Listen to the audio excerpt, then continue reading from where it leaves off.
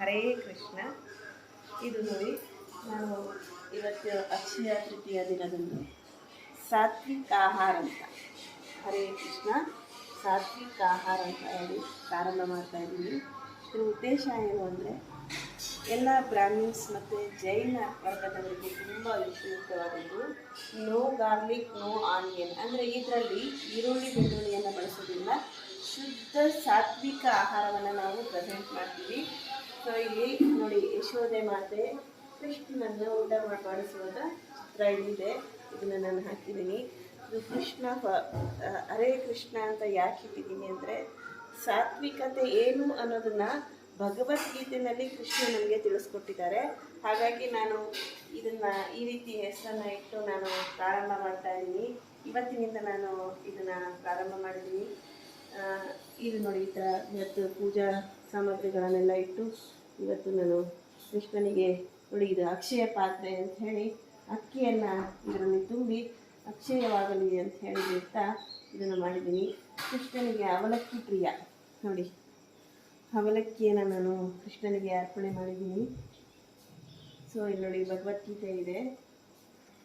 So ಪ್ರತಿನಿತ್ಯ ಭಗವದ್ಗೀತೆ ಪಾರಾಯಣ ಮಾಡ್ತಾ ನನಗೆ ಅನ್ನಿಸ್ತು ಸಾತ್ವಿಕ ಅಂದರೆ ಏನು ಅಂತ. ನಾನು ಭಗವದ್ಗೀತೆ ಮುಖಾಂತರ ತಿಳ್ಕೊಂಡೆ ಸಾತ್ವಿಕ ಆಹಾರ ಅಂದರೆ ಏನು, ರಜಸ ಎಂದರೇನು, ತಾಮಸ ಅಂದ್ರೇನು ಅಂತ ಹೇಳಿ ನಾನು ತಿಳ್ಕೊಂಡೆ. ಹಾಗಾಗಿ ಈ ಥರ ನಾನು ಪ್ರಾರಂಭ ಮಾಡೋದು ಉತ್ತಮ ಅನ್ನಿಸ್ತು. ಹಾಗಾಗಿ ನಾನು ಇದನ್ನು ಪ್ರಾರಂಭ ಮಾಡ್ತಾ ಇದ್ದೀನಿ.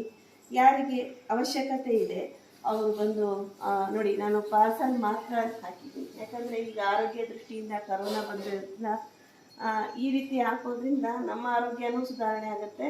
ಸೊ ಯಾವುದೇ ಪ್ರಾಬ್ಲಮ್ಸ್ ಕ್ರಿಯೇಟ್ ಆಗೋದಿಲ್ಲ. ಅದಕ್ಕೆ ನಾನು ಈ ಥರ ಪಾರ್ಸಲ್ ಮಾತ್ರ ಅಂತ ಹಾಕಿದ್ದೀನಿ.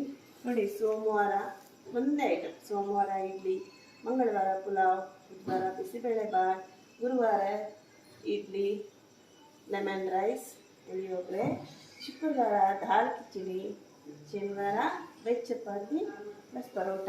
ವೆಜ್ ಚಪಾತಿ ಅಂದರೆ, ಸೊ ನಿಮಗೆ ನೀವು ಮಾಮೂಲಿ ಚಪಾತಿ ತಿಂದಿರ್ತೀರ, ಅದರಲ್ಲಿ ತರಕಾರಿಗಳನ್ನು ಮಿಶ್ರಣ ಮಾಡಿ, ಹಿಟ್ಟಿನಲ್ಲಿ ತರಕಾರಿಗಳನ್ನು ಮಿಶ್ರಣ ಮಾಡಿ ಚಪಾತಿಯನ್ನು ತಯಾರಿಸೋದು. ಸೊ ಆರೋಗ್ಯಕ್ಕೂ ಒಳ್ಳೆಯದು. ಶುಗರ್, ಬಿ ಪಿ ಇದ್ದವರು ಮನಸ್ಸು ಒಂಥರ ಸಮಾಧಾನಯುತವಾಗಿರುತ್ತೆ ಈ ಆಹಾರ ಸೇವನೆಯಿಂದ. ಇದು ಎಲ್ರಿಗೂ ಇಷ್ಟ ಆಗುತ್ತೆ ಅಂತ ತಿಳ್ಕೊಂಡು ನಾನು ಇದನ್ನು ಪ್ರಾರಂಭ ಮಾಡ್ತಾ ಇದ್ದೀನಿ. ಎಲ್ಲರೂ ಇದರ ಉಪಯೋಗನ ತಗೊಳ್ಳಿ ಅಂತ ನಾನು ಇಷ್ಟಪಡ್ತೀನಿ. ಇಷ್ಟನ್ನು ಹೇಳ್ತಾ ಮಾತು ಮುಗಿಸ್ತೀನಿ. ಹರೇ ಕೃಷ್ಣ. ಎಲ್ಲರೂ